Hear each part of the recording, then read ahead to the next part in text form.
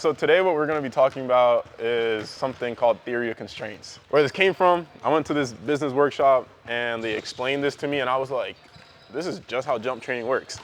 If you don't know what a constraint is, it's something that's limiting, right? It can be anything that's limiting, and the best way, have you guys ever heard the term, a chain is as strong as its weakest link? I think that's the term. At this workshop, we did this exercise where we had to build a bridge. Felt like it was with marshmallows and like sticks, felt like I was in kindergarten. But the whole point of it was to show you that the strongest bridge was the one that was the one with the strongest constraint, right? So if you have a horrible base that's on literally just one marshmallow, you're not gonna have a very strong tower, a very tall tower, versus you build a big base. Or you might have a weakness somewhere in the middle and the tower might topple over. The first thing we have here is injuries.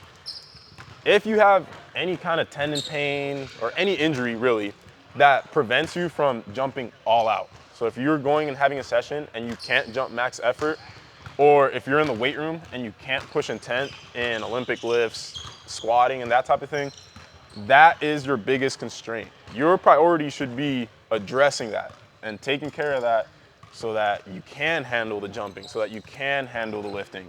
And you're gonna make more progress. Like if you took two athletes, one athlete that feels tendon pain and is trying to train through it, right? It's trying to dunk, it's trying to lift, all that stuff. And then you take the second athlete who has tendon pain, but he addresses it first. So he stops jumping and lifting and doing the things that hurt and does the boring stuff, the isos, slow strength, that type of thing.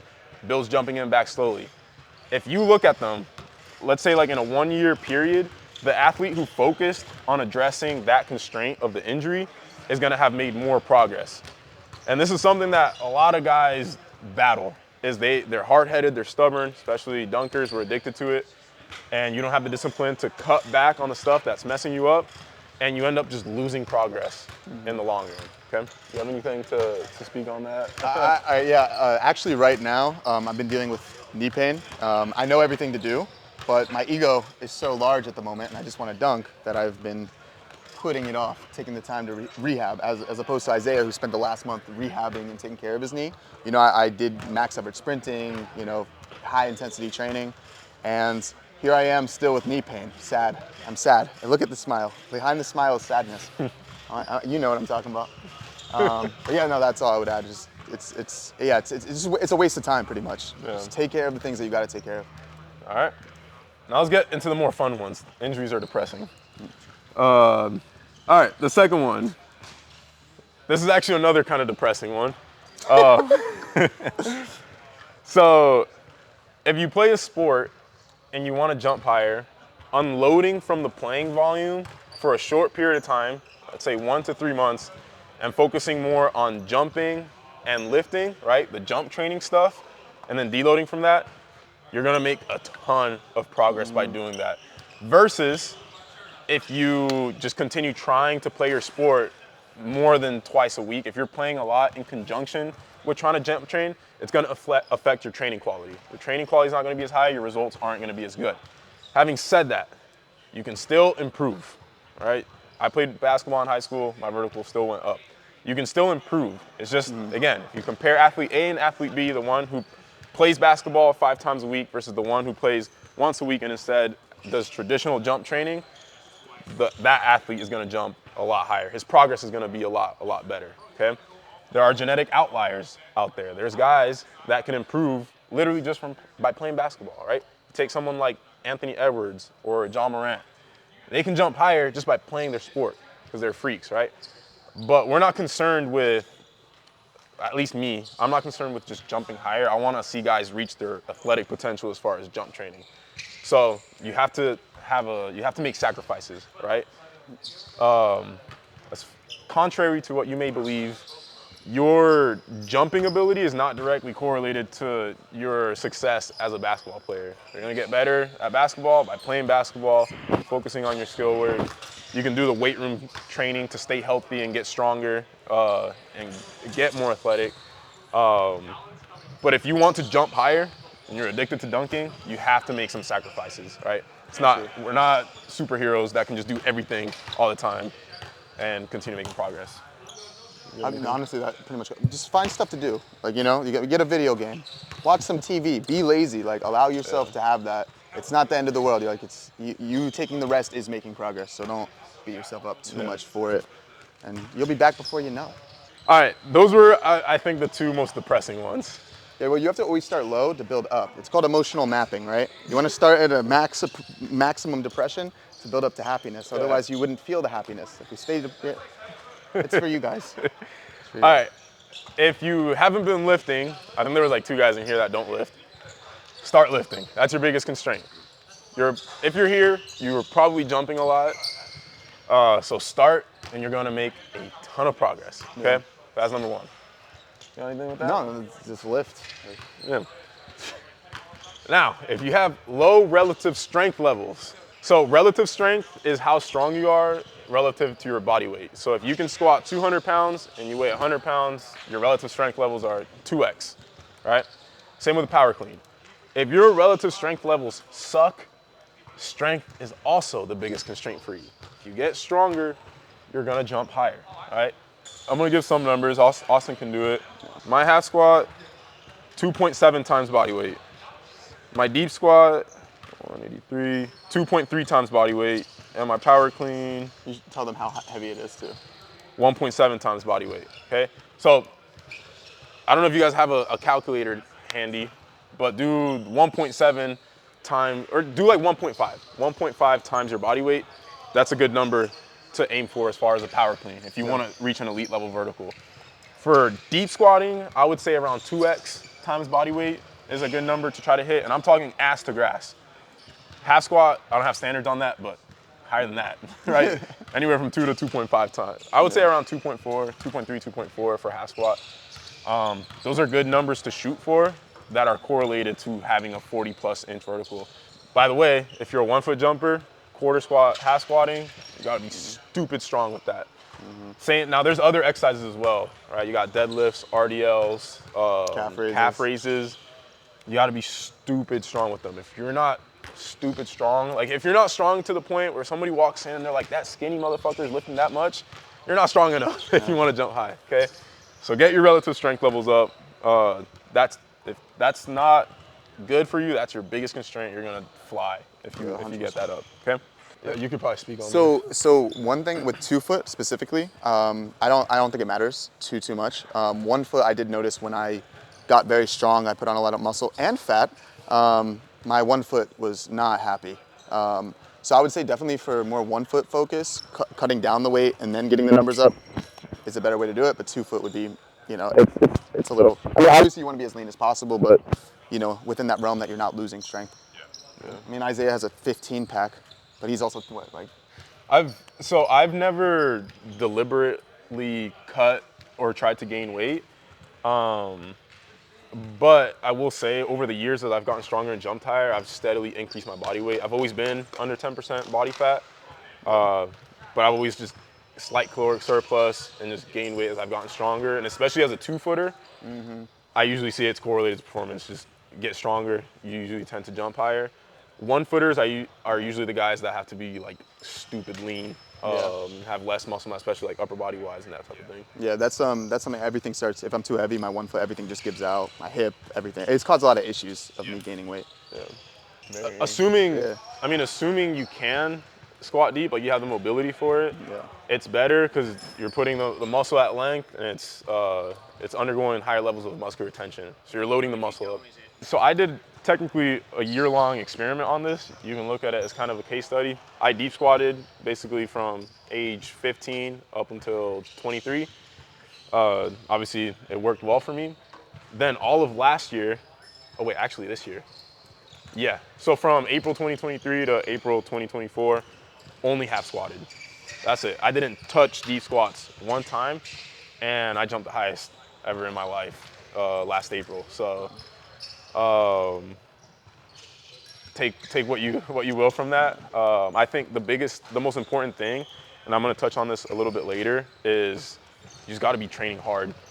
Like a lot of guys will load up half squats, but they're not even close to what their max intensity is on that exercise. There are risks associated with that, right? If you're at half squat, you can usually load more weight, which is worse for your spine. So you got to build up to it. But what matters is that you're training hard, you're pushing yourself, and you're forcing adaptation.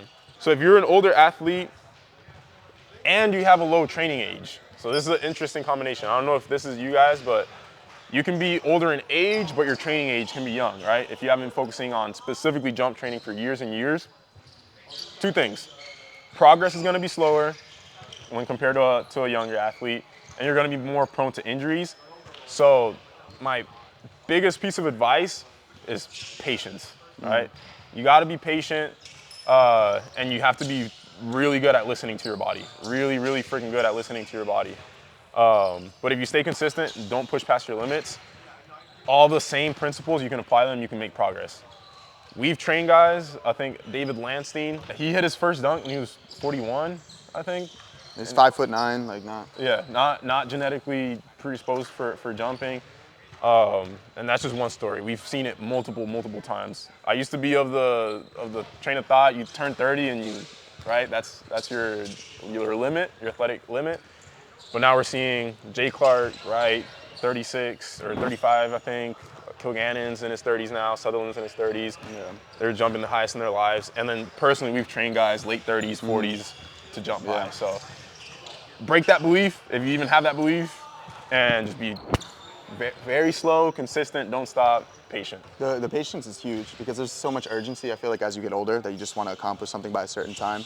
Yeah. I trained David in Denver for like one day. You know, I just was watching kind of how he did things, and as I was coaching him through everything, he was explaining, he's like, I try to like back off of this or do this, I'm not feeling this, and he was like really communicative and listened to his body very well. So just make sure you're listening. Like if something feels bad, don't do it. Like if you, you know, like if you're not feeling good, just, you're gonna make more progress doing that than adding all the extra stuff. All right, and now this next point, this is for everybody in here.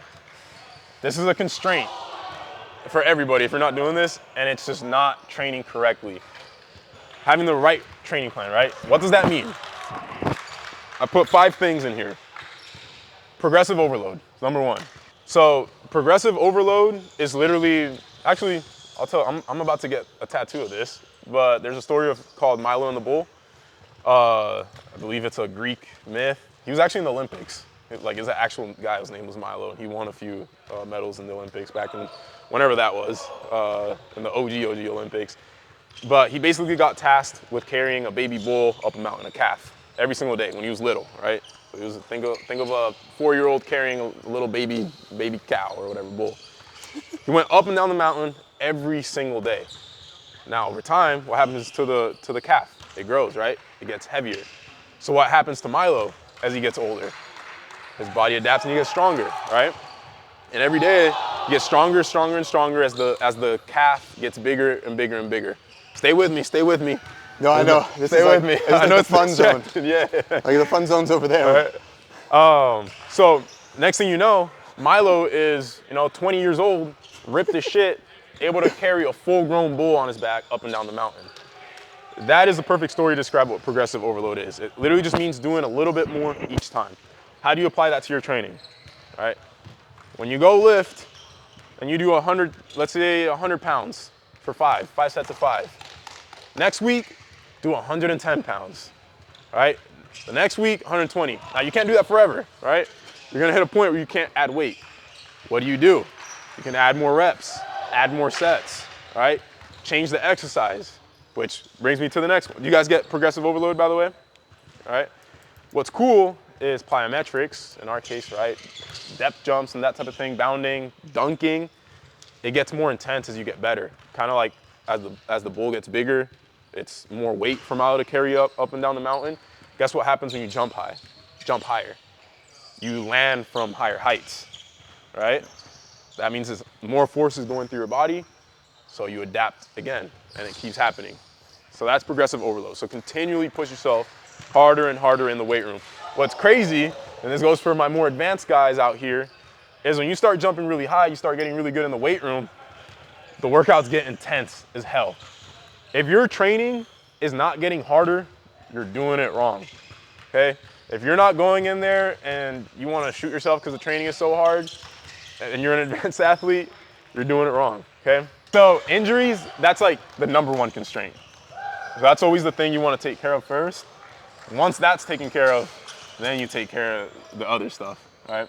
So when I was in my prime, back old day 2022, I ever since then I've tried to mimic the training, and as I've gotten stronger, and I don't know, as I got more trained and more elite, I was trying to stay at the same level. You have to continually progress, right? Otherwise, it's easier to detrain. So I was doing all these exercises that were actually hurting me, and yeah, you just have to always keep going. Once you achieve an elite level vertical or elite level strength, you have to keep going. Otherwise, it's easier to detrain. That kind of covers that, right? Yeah. Like, I mean, like, yeah. it's easier to lose it once you get it. It's once you're at a higher level of performance, it takes way more difficult training just to maintain your bounce. Yeah. So he asked, what happens if you go through an injury that knocks you out to the point where you can't even have sessions and stuff like that? And I'll use myself as an example again. When I tore my IT band in 2023, I went from worst injury of my life to jumping the highest ever in my life within 1 year. So I wasn't able to max effort jump probably like 2 months out of that time, but I still rehabbed. I never took time completely off. And it was the same thing that I was telling him is like, just address the injury. Like, understand that you're gonna come back weaker, jumping lower and that type of thing, but it's just address it first, get to the point where you can handle training, and then muscle memory. Your gains come back super fast. I always say it takes 1 month to go from like detrain, kind of bad at training and all that stuff, to your best ever. Like max 2 months. Especially, well, specifically if you were a trained athlete. If you've put in 2-3 years of training, consistent training, and an injury knocks you out, once you're healthy, it takes like a month or two to get back to all-time highs. And I've seen this like for literally everybody, all kinds of athletes, all different kinds of ages. So. Times where I took breaks too, I would come back. I would take like 6-month breaks randomly. Don't know why. It's a little crazy when I was younger. But I would come back and start training with Isaiah, and he would call it the 3-week rule for me, because all of a sudden I wouldn't be able to lift anything. I could barely dunk, and then all of a sudden I was just flying and lifting well again. You'd be depressed. I'm like, man, this sucks. I'm like, dude, just wait 3 weeks. It was like just go train the hardest of your life for 3 weeks straight, and you're gonna be at your all-time best. Yeah. So yeah, that's funny. I forgot about that. Yeah, that used to happen all the time. Yeah. That was pretty long on the progressive overload. The second aspect of good training is variety. So that means changing up your training, changing up the exercises you do. I like to change exercises about every month, right? Put in a new exercise complex in there. That also means not doing the same sets and reps. When I was in high school, all I did was 3 sets of 5. I thought it was 5 by 5. 3 sets of 5 squat, deadlift. I would alternate deadlift and power cleans. And then I forgot what the other one, I think it was bench actually. But I just did 3 by 5, 3 by 5, 3 by 5, 3 by 5. That's the incorrect way of doing it. You want to change your sets and reps week to week, literally week to week. Start high volume, so that's like high reps, right? What is a high rep for? It's like start like 8 to 12 reps, right? 3 sets of 8 to 12 reps, and then by the end of the month you should be at like 6 sets of 4 or 7 sets of 3. Yeah. So the end of the month it goes fewer reps, higher weight, right? So that's how you implement variety. Change sets and reps, change the exercises about once a month. Don't change too often though, because then you won't adapt to it. Usually, like I said, it's like a month that I do the exact same exercises for. Third aspect of good training is load management. All load management means is have the right balance of jumping and lifting and plyos and running in your training so that you don't get hurt. Got it? That one's pretty easy. How you know you have good load management? You're not getting hurt. How you know if you have bad load management? You're getting hurt. Last two, your training should follow a continuum of specificity. Specificity just means how similar the thing that you're trying to improve at, or how similar the exercises you're doing is to the activity you're trying to improve at.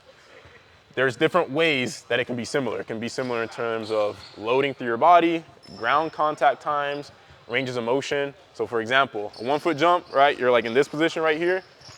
What's gonna be more specific in terms of squatting? A D squat or a quarter squat? A quarter squat, right?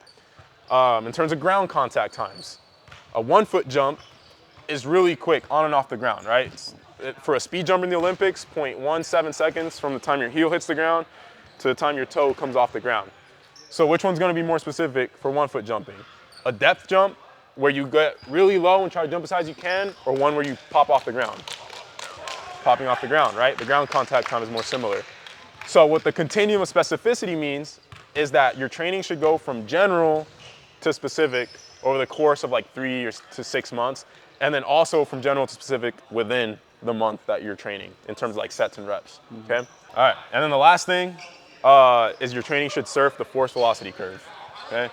The force velocity curve is a curve, I wish this actually would have been useful to have to draw, but basically, the more time you have in an activity, the more time you have to generate force. So high force, high period of time, okay? And then the faster the activity is, the less time you have to generate force. This is a little sciencey, but that's specifically in a concentric muscle action. So that's like on the up phase of a squat. For an eccentric phase, so think when you're jumping and your foot hits the ground and then you're lowering into it, it's the opposite. The highest forces are generated with the lowest ground contact times. Think like a sprint. Sprint is gonna have way higher forces than a standing vertical jump during the eccentric part, the lowering. For this part, it's the opposite. So when you train, you should look at the thing you're trying to improve. For us, it's 1 foot or 2 foot jumping. Look at the ground contact times. Earlier in the year, you surf the force velocity curve. So you should do things that are high force, that take a long time to generate that force in. So think like a squat, right? You're doing a heavy ass squat, boom. Versus later in the year, that's when you're gonna be doing your plateaus. That's the end part of the force velocity curve. Yeah, so he asked, earlier in the year, you're basically building muscle, lifting heavy, and then later in the year, you're adding the plyos, and in the mid-year, you're switching it up. Yes, but you also want to add in the other stuff in small amounts so that you don't lose that quality.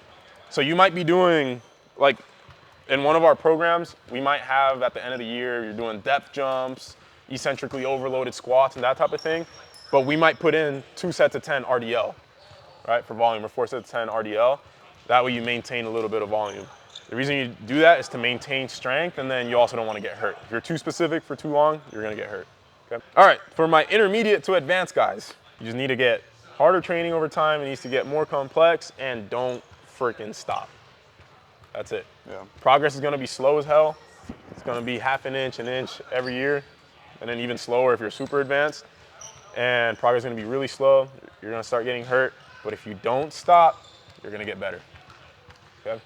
And I'm talking, and the training's like this, right? There's ups and downs, ups and downs. As you get more advanced, the downs can be for a whole year. You might go like a whole year of not jumping your PR. You might go 2 years of not jumping your PR, okay? Before last year, I think it was like a year and a half that I was stuck. Before I tested, so that was after testing 50 the first time. Before that, I didn't touch 48 for like 2 years. I didn't touch it, okay? So you're gonna have long ass plateaus, but it's just being patient, don't stop, and you're gonna get better. And when now you start looking, oh, 4 years went by, now my bad days. For me, a bad day's, I can touch 47, 48 on any day. Whereas I was stuck not even being able to do that for 2 years straight. So your basement is gonna keep going up over time. So last year, John had a very valid criticism of me. It's that I jump too slow on my plant. Like I go into my plant way too slow.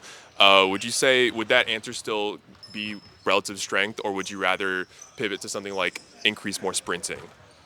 I would still say relative strength. Yeah, I think it's just, jumping's all about output, and if you're practicing jumping frequently on top of that stuff, then I think that's gonna take care of itself. Yeah. And I think over time, just having looked at your jumps, I don't think you suffer from that as much as you used to. Like, yeah, you're a bona fide dunker now. Like, you have good technique and stuff like that. And you just get stronger. Yeah.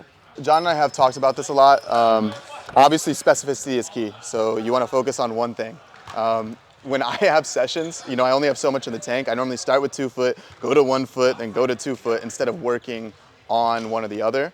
I think I have missed out on the chance to be both more of an elite 1 foot jumper when I was in my prime, and an elite 2 foot jumper, just because I never spent enough time practicing it. So just pick one that you're really good at, or that you enjoy the most and you have more fun with, and just really focus on that, because you're gonna make more progress as opposed to try and do everything. I have that issue. It depends how long I was loading for. So I usually load for like 3 weeks. I feel like shit the first half of the deload, and then by day 6, 7, actually like day 5, I'm usually feeling like, oh, I'm about to jump really high. There is some points though, like as the training has I lost my shoe. As like the training has intensified though, like recently for both of us, where our deload sessions aren't as good as we want them to, and it's the following week of a new training cycle where we're jumping our highs. Yeah. So like, it may change. Like you just can't. That's another thing. If you have a deload session and it sucks or like it's okay, you know, it's not like. Just want to put that out there. Yeah. And it takes trial and error. Everybody's different as well. That's where individuality comes in. Everybody responds differently to different types of loading and deloading and all that stuff. And the only way you know, truly, is to test it out, all right? Try loading for 4 weeks, deload the 5th week, see what happens. Maybe you jump like shit. All right, now, maybe that just means you didn't train hard enough though. So try training even harder and then deloading for that week. If you're still fatigued, all right, now maybe try tapering. So get 2-3 weeks of easier training, and that might help. So he asked, upper body helps in terms of getting stronger and gaining mass and that type of thing. But what about doing upper body in terms of general work, recovery, priming your CNS and that type of thing? There's actually a track coach. I can't remember his name, but there's a track coach that has his athletes max their bench the week of a big track meet, because it primes the CNS, but it's not going to be fatiguing like a squat would be in those same muscles. So I think there is some merit to, with the caveat that you've been training upper body and then unloading from it, but keeping it heavy and using the same principles, high intensity, low volume, and I think it can actually prime you to jump pretty well. If you train really hard on your general days, that can take away from your lower body days. That's why we don't do too much like bodybuilding stuff. Like it's more functional work. Like that, we work with Christian, archery strongman, and a lot of his stuff is a lot of carries. You know, my workouts are 20 minutes. Yeah, his is really fast. Like he's out. He wants to go. But yeah, like if we were doing full bodybuilding lifts or anything of that nature, where you're sweating and people think you're on the roids, yeah, that's gonna definitely hurt your jumping for sure. So just keep it to like 2 days a week. Keep it relatively simple. I would say it's more in terms of volume. Volume is what can mess you up. I would say it's definitely okay when you're loading. Well, I would say on deloads, make sure you cut it. I can also, I wrote some cycles that are very similar to what we're doing. We do with Christian. If you want, I can help give you that, and then that way you don't overdo it. I will say you want to just ask yourself, like, am I able to hit the numbers that are programmed? That's a really good point. As long as you're able to hit the numbers that are on there, you're good. You're gonna make progress, you're gonna keep adapting. The problem lies when it says, you know, like back squat, last 2 sets at 80%, and you can only hit like 70 or 75%. That's a pretty good sign you're very fatigued. And I would look at extrinsic factors that are affecting that, possibly, and then looking at your training as well. I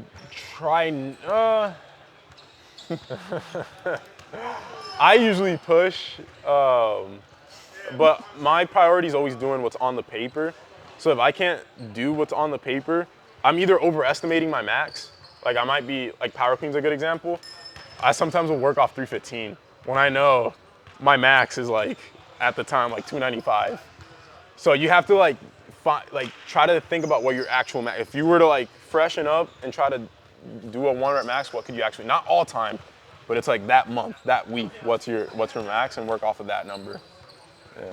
But you should be able to, unless like something crazy's happening, like outside of life. Depends on the person. Yeah. Like me, for example, one a week. Just because if I have 2 sessions, I am gonna overjump. I'm gonna get hurt. I know myself. In theory, it could be okay, like, you know, if I actually control myself, but I'm not going to. I'm not. So yeah, you have to know yourself and really. I would say if you can do 2 jump days and lift hard as hell, the other 2 days without having to adjust anything, then it's better. But if your lifting quality is suffering because of having 2 jump days, then 1 day's probably better. I want to leave you guys with this. The biggest separator, I would say, from me to other people, is in the damn weight room. Yeah, true that. Everybody, like 90% of people that I've lifted with, they just don't train hard. I am a freaking psycho. I love suffering. and I like pushing myself in the weight room. So I would say like, just train freaking hard and do more than you did last week, Yeah. some kind of way.